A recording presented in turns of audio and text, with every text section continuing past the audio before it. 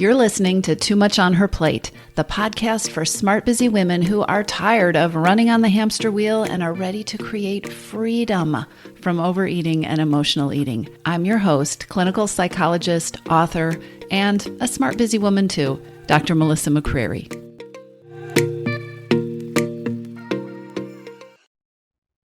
Hey everybody, welcome back. Today, I want to talk about one of the key pieces of overcoming emotional eating and creating freedom from overeating of any kind. And that is one of the key secrets to creating consistency, creating the consistent habits and the consistent changes that lead to the kind of results that you can count on, right? The kind of results that are sustainable and that allow you to move on with your life. Because life is too short to spend it struggling and fighting with this stuff, and there is a way out. But sometimes it is hard to see the forest when you are lost in the trees. And sometimes if you are lost in that forest, you get so intent on finding your way home, getting out of the forest, that you overlook the important details that could help make that escape a whole lot easier. So that's what we're going to talk about today. That's what I want to share with you are ways to create consistency that feel easier and simpler and that are actually sustainable. There are a lot of women, a lot of smart, very capable women who are stuck wandering around in that forest, who want to get out, but who are going in circles. And here's what that looks like, or here's kind of how it's easy to get to that place. You decide you're ready to change your eating. You decide you're ready to lose some weight. You feel impatient, right? You're beyond ready. You are over this. You don't like the number on the scale. You don't like the way that your pants are fitting. And you want results now. You want them now. You want them yesterday, even though none of us can magically make this happen, right? You can't just shut your eyes and wish really hard and make your body be different, make your eating be different. You're determined to make what has never worked before work this time. Right? Or maybe it has worked for a while, but it has never lasted. But this time is going to be different. That is the lie of deprivation mentality. That is one of the lies of diet culture, that this plan that was never built to be sustainable is going to work if only you try hard enough, right? If you will it, if you will yourself to work harder, then this time it will work, because all those other times it hasn't worked. The lie is that it is your fault. The truth is, the plan is unsustainable. But anyway, let's keep going.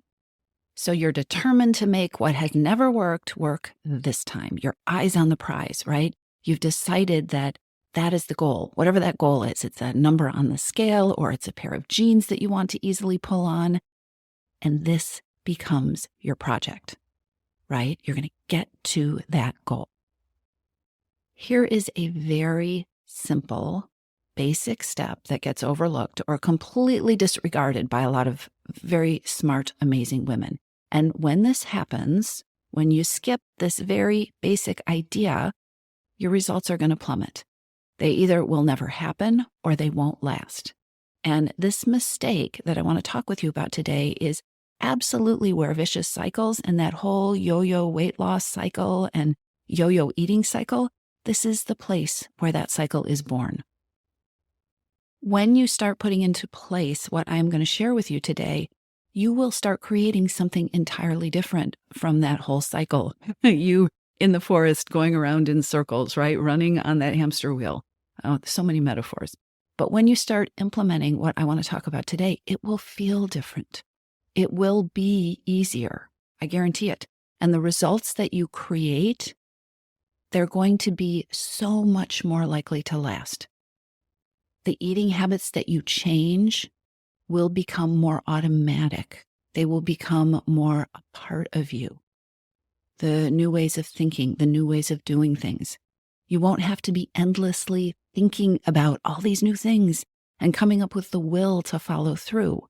When you implement what we're going to talk about today, you will be so much less likely to lose your way or to fall off track, or to want to cheat on yourself when life gets busy or tough or stressful. And a kind of little sidebar here, as you probably know, my philosophy is that you deserve a relationship with food that you don't want to cheat on. And the simple idea in this episode will make it much more likely that you are creating the type of relationship with food that you don't want to cheat on and a way of eating that you don't want to cheat on. Okay, so why am I drawing this out instead of just telling you what this episode is about? Because I want you to take this seriously. I want all of you to take this seriously because what I'm going to share with you doesn't have the instant appeal of something like thin thighs in 30 days because it sounds so common sense. And when I tell you about it, you might just roll your eyes. But if you are like 95% of the smart, amazing people that I work with, you have probably been so conditioned not to follow this advice, to minimize this advice, that when it comes to changing your eating habits or addressing your emotional eating, this isn't part of your plan. So promise me you'll keep listening. The simplest way ever to do less and get better, more consistent, and more lasting results when it comes to ending your overeating or changing your eating habits is to, ready? Make sure that what you're trying to do is consistently doable. Consistently doable. As simple as this sounds, I want to talk about exactly what this means and why it can be so easy to get sidetracked or even to go in exactly the opposite direction. Keeping it doable, it sounds like a no-brainer, right? It just sounds obvious. Okay, yes, of course, you keep it doable. I mean, are you rolling your eyes yet? This is what she's going to talk about today, keeping it doable. Stick with me. Here's what happens to a lot of us, myself included. When we start something new, and this is so true for high achievers, when we start something new, we are ready. We are motivated to see a big impact. We want to do something that makes a difference, right? Especially when we are getting ready to do something and we know there's going to be a lot of effort that we're going to put in, right? This is especially true when you decide to change your eating. And in part, this is actually fueled by the stories that you are probably already telling yourself about how hard or how depriving or how miserable this is going to be, or how much willpower it will take, or how strong you're going to need to be, or how worth it it's going to be to do the suffering because goal at the finish line is going to be so great. This is how deprivation mentality and diet culture teach you to think about this. And they teach you that this miserable journey will lead to this glorious destination. That's not true. Deprivation mentality and diet culture teach you that the prize is that final number on the scale, right? The prize is that moment that you can zip up those pants that you want to zip up. But these things aren't true either, because the only final number on the scale is the one you're going to have on the day that you die. You don't arrive at a weight. You don't arrive at a relationship with food. You live with them. You have a weight, you have a relationship with food for the rest of your life. And most weight loss plans, most plans that talk with you about changing your eating do an incredibly poor job or an unrealistic job of preparing you to maintain whatever results you get, right? The result is this one moment in time, and then you're supposed to figure out what to do after. And by the way, there is a lot less money to be made if people actually maintain these magical results, right? Here's what I believe. Here's what I teach in my program. You are not creating one static goal. You are not creating one moment in time. The results that people who work with me crave, the results that I crave, are actually learning how to be the woman who is and has and lives her results. Actually learning how to be the woman who is and has and lives her results. Freedom from overeating means having a relationship with food, having a way of eating and a way of caring for yourself and of listening to your hidden hungers that keeps you feeling and being the way that you want to be. The destination isn't a number. The destination is your lifestyle and how you think about food and how you use food as a part of the life that you're living. But everything I just said about a relationship with food and a lifestyle and where you want to be for the rest of your life isn't what so many smart women are thinking about when they hit that moment where they decide, okay, it's time to stop overeating. I need to tackle this. Because in that moment, for so many reasons and on so many levels, we are trained, we're conditioned to want to do something substantial. We want to see a change right away.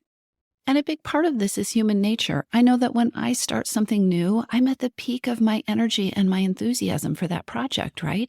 It's the honeymoon phase.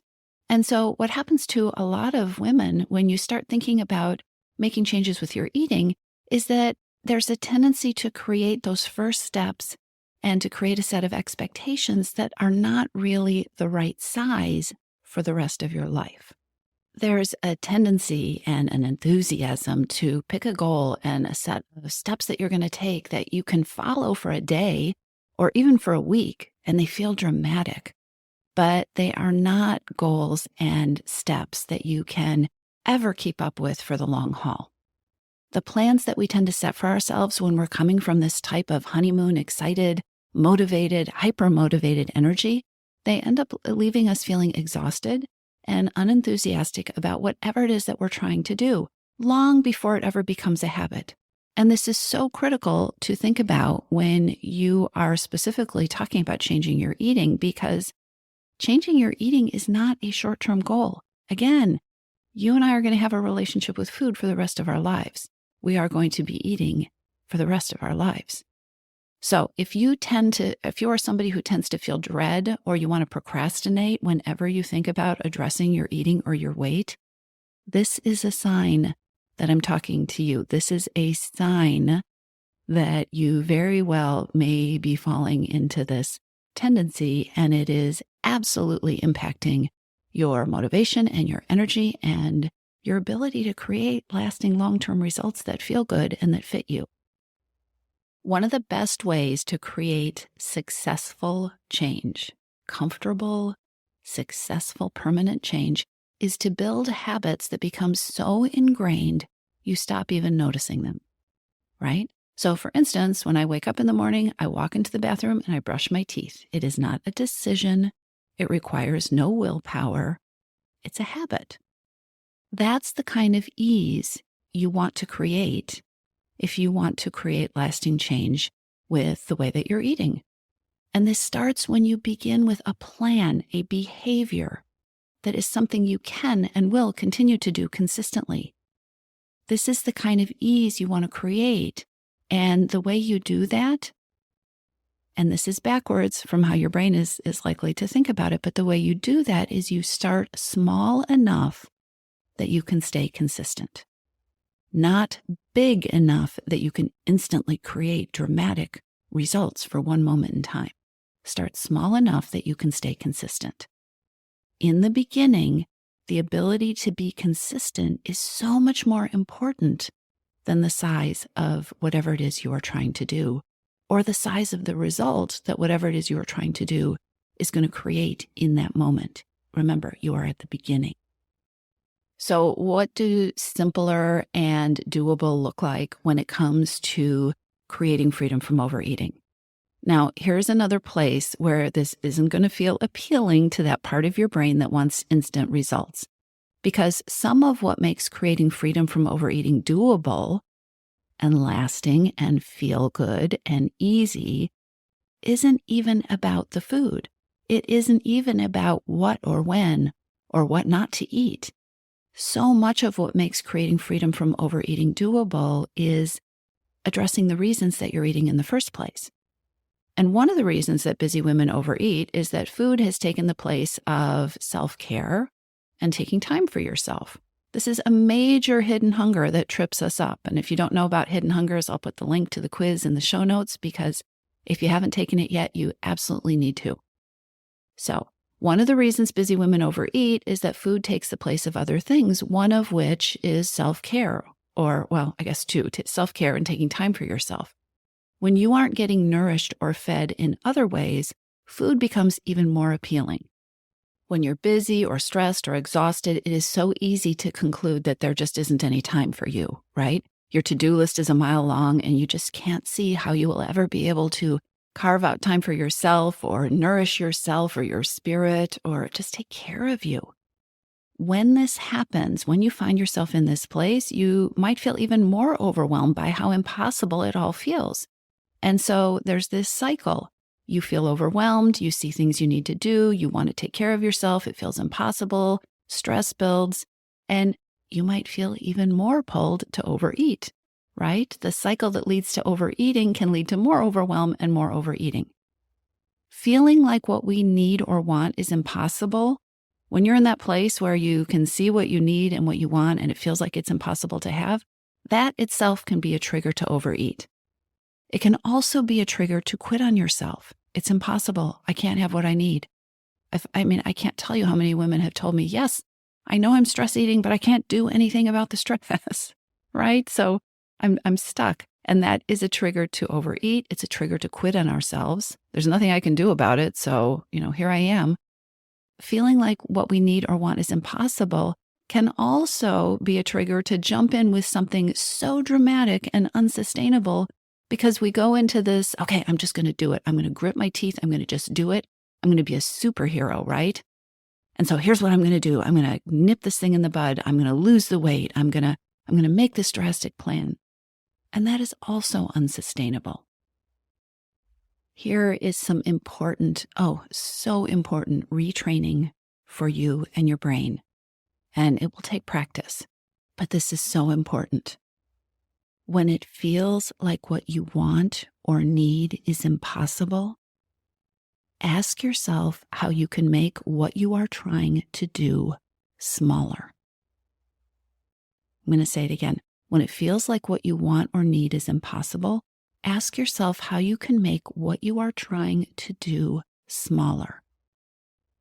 The key is to start by doing or creating something. You can expand on it later. So if what you're trying to do is make a new habit with eating or not eating or listening to your cravings or making time for yourself or checking in and asking yourself if you're hungry or how you're feeling, the key is to start by creating something, some little portion of that habit that you can expand on later. If it feels like what you are trying to do is impossible, ask yourself how you can make it smaller. Here's how you can implement this. Start with something you can actually imagine doing consistently. Don't get caught up in judging the size of the action, or don't get caught up in judging the size of the results that you imagine it will create. That second piece is extremely important. You are going to find yourself telling yourself that whatever you think of as smaller isn't enough to make a difference.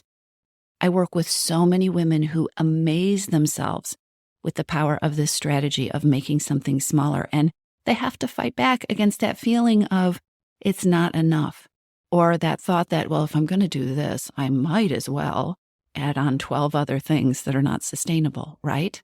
I work with lots of really busy women, and one of the ways we create the results that we do is we start small. And I will tell you that one of the most consistent pieces of feedback from members of Your Missing Piece is how results sneak up on them. In fact, sometimes I get to be in the position of pointing out, did you hear what you just said? Or how long has it been since you binged? Oh, wow, now that I think about it, I haven't binged in the last 4 months, right? What happens is the results sneak up on them. They are really surprised when eating and binging and cravings change because they haven't been working really hard to change them. And they hadn't been putting so much effort in that they were, being vigilant about looking for the results every single day. When they start investigating how things changed, what I hear consistently is that it turns out, and this surprises them, that it was the little things. It was the small, doable changes that they thought weren't going to make a difference. If you take anything away from this episode, it is this: do not be afraid to choose small steps. Choosing small steps will not put you further behind. It will get you further ahead. So don't be afraid to choose small steps. So something like more me time and self-care, it could start with pausing and breathing for 60 seconds a few times a day, because that is what feels entirely doable. That's where you start. Doable might mean taking 5 minutes every morning to scratch out some thoughts in your journal or just jot down some feelings. It might be taking 10 minutes out of your lunch hour to take a walk around the building or to refill your water and just reset before you go into the second half of your workday. It might mean stopping for 10 minutes before you get your nightly ice cream to check in with how you're feeling first and to give yourself a little pause.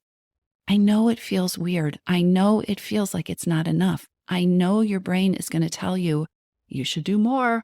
You could really do more, because in that beginning, in that initial honeymoon phase, you probably could do more. You can conjure up enough to do a little bit more for now, but that's not the goal. It is entirely normal for your brain to tell you it's not enough. But here's what I want you to try. Talk back to your brain. Talk back to yourself. Tell yourself you are going to experiment with one doable thing and see where it takes you. So here's the challenge. Choose one thing in your life that you want to change, something that you haven't been happy with, and pick one consistent, doable action that takes you just a bit closer to where you want to go, right? The goal is doable consistency. It's a habit that you can imagine yourself continuing, a habit that moves you even 1 millimeter closer to your goal. Keep it doable, because doing is how you're going to create the momentum, and actually doing consistently is how you are going to create the results. So take the challenge. Do the experiment. Do not be afraid of small. Small results can create incredible wins. I know, it sounds hokey, it sounds corny. It is absolutely true. I'll talk to you soon.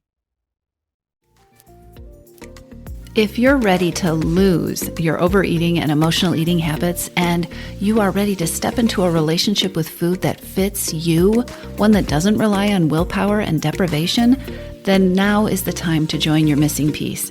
Enrollment is open, and this is the perfect time to join me. Go to toomuchonherplate.com/freedom, or just click on the link in the show notes.